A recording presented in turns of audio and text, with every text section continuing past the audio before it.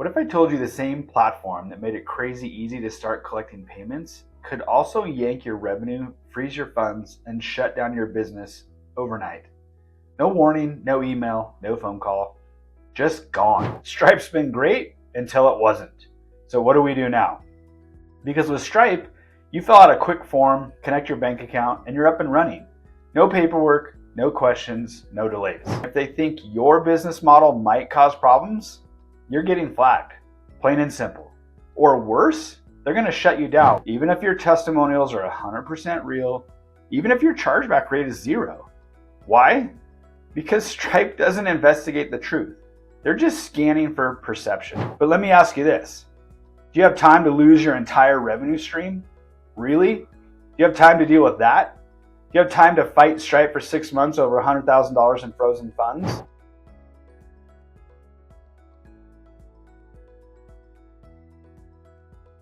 Hey, real quick before we start, what if I told you the same platform that made it crazy easy to start collecting payments could also yank your revenue, freeze your funds, and shut down your business overnight?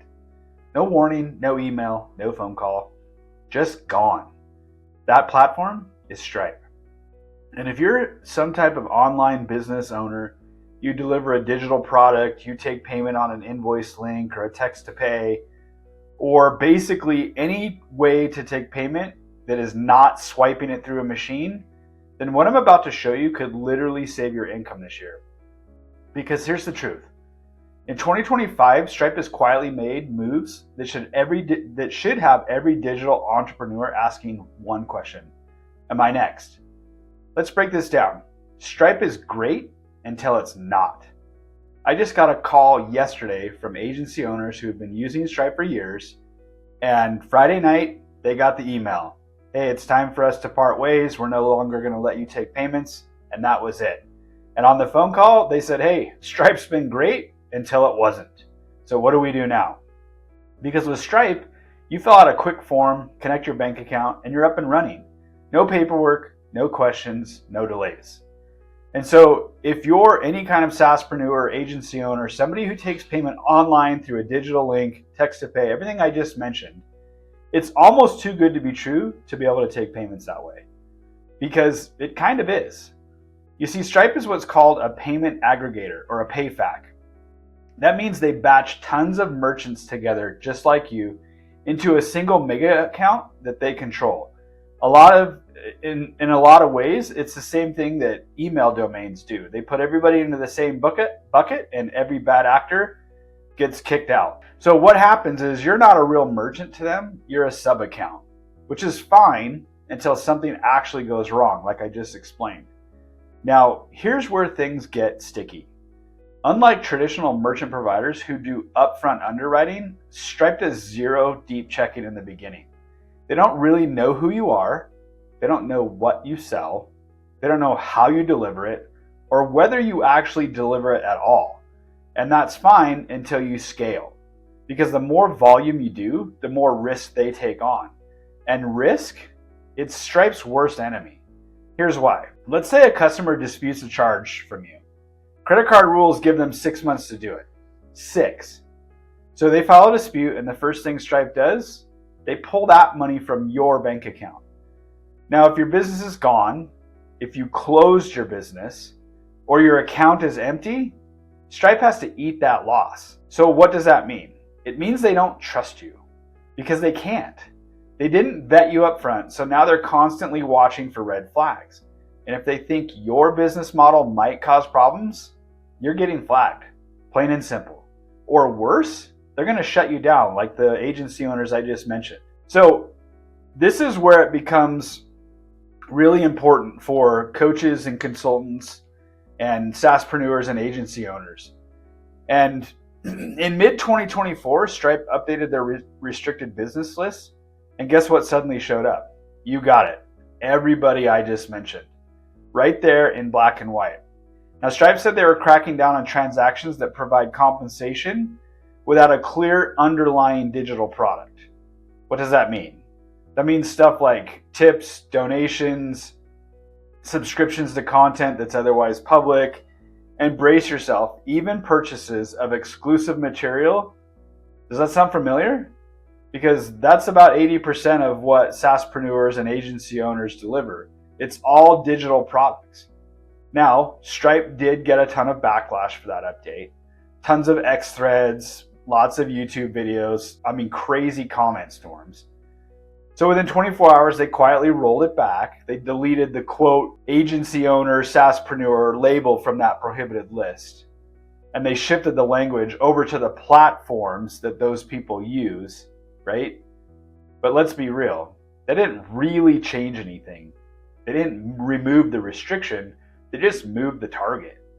So instead of saying we're cracking down on agency owners, SaaSpreneurs, digital content creators, what they're now saying is we're cracking down on the platforms that support those people, that support those business owners. So you see the game here? They want to limit exposure without making digital business owners panic. But if you're selling through High Level or Kajabi or ClickFunnels or some other platform, you're definitely still on their radar. So let me pause here for just a minute, because this is where a lot of agency owners, coaches, consultants, they get caught off guard. They say, but I've never had a chargeback, or my account's been fine for years, or we're totally clean, we have no issues.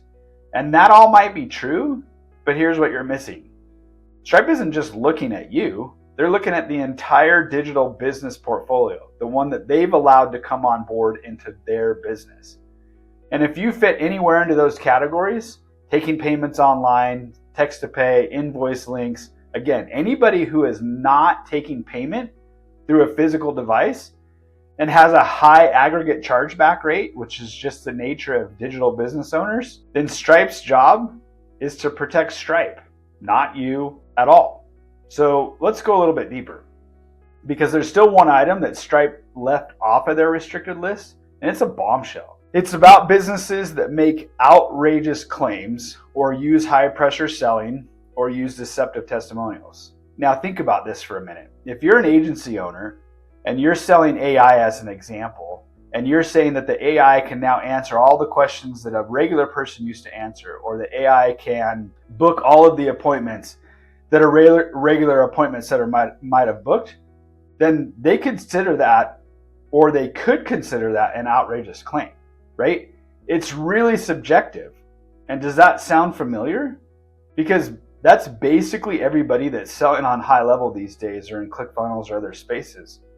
So if you talk about making extra money, or how easy it is to set up an AI bot and it can do XYZ right out of the gate, or it's getting leads on autopilot, you really could be flagged for making outrageous claims. Even if your offer is totally legit, even if your testimonials are 100% real, even if your chargeback rate is 0. Why?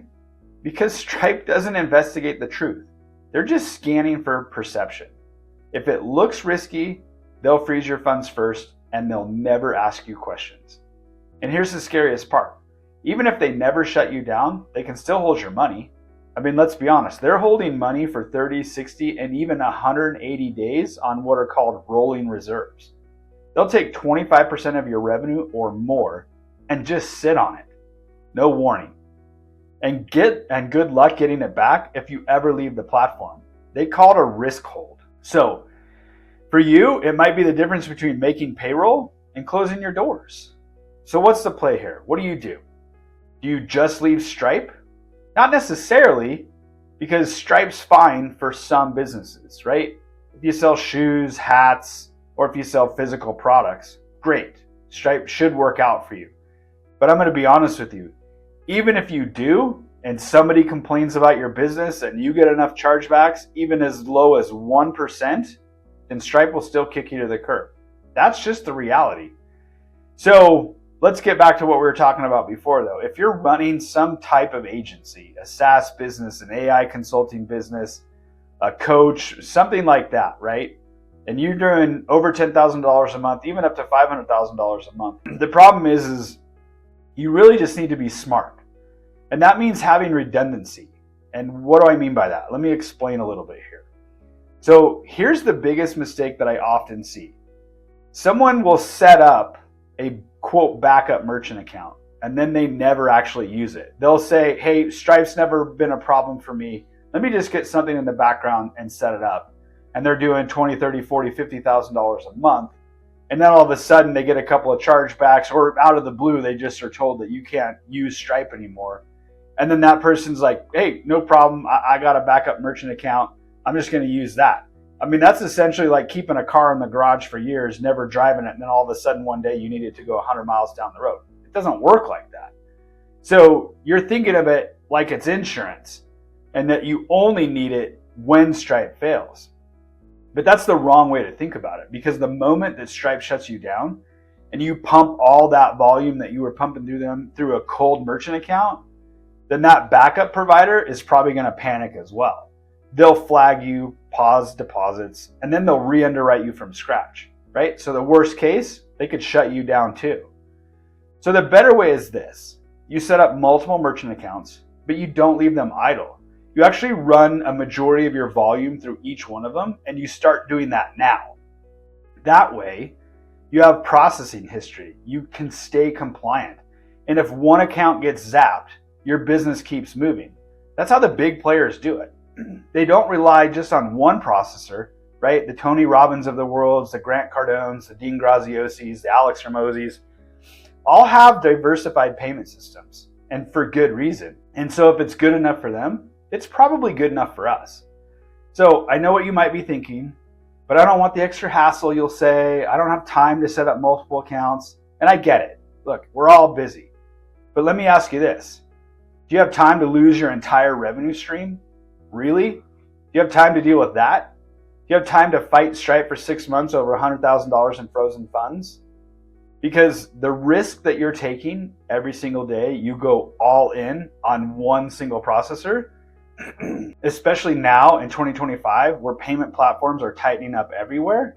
Look, Stripe, PayPal, Square, and even some other banks, they've all learned the same thing. Digital businesses equal volatility, and volatility equals risks. So what do you do with risks? They cut it. So here's your game plan. Step one, you're going to keep Stripe, but don't rely on it exclusively.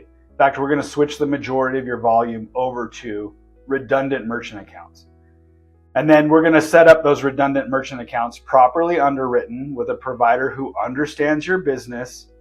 And then we're going to split your volume, right? We're probably going to go 90, 10, 90% on the new merchant accounts and 10% if you want to back through Stripe. So you're never caught cold again. And then step 4, you're going to watch your messaging. Don't give anybody any reason to really call you super high risk or to call into question what you're doing. Don't make outrageous claims. Don't have shady testimonials. No, quote, push button language, right? Keep it clean, keep it compliant, and keep your money. Now, if you don't know where to start or you're not sure who to trust, it's totally understandable. There's a lot of payment bros out there. But that's literally what we do. And at Noomerik, we've helped thousands of business owners and spoke with them about exactly how to do this process and get their business set up so it's stable, so it's redundant. I tell people you want to be predictably boring when it comes to payments. They're so stable, you never even have to think about them. So why do we do that? Because we've seen it all. And we know how to do this the right way. So if you want help, no pressure, head over to Noomerik.com. Go ahead and fill out the application to get started and our team will get a hold of you. Or you can roll the dice and you cannot have a bulletproof business. And the choice is really yours. And that's it. So if you found this helpful, go ahead and drop a comment below and let me know your experience with Stripe. I want to hear about it. I've got a lot of these stories and I get frustrated when I hear them because I know what's happening to people. I know the stress that it's putting you under, but I want to hear about it so that I can help. Or better yet, why don't you just tell me what platform you're using and if you've ever had issues with that platform? Because this year in 2025, as a digital business owner, we need to share knowledge with each other. We need to protect one another. And that's really the best thing that we can do for any business owner. And I'll see you on the next video.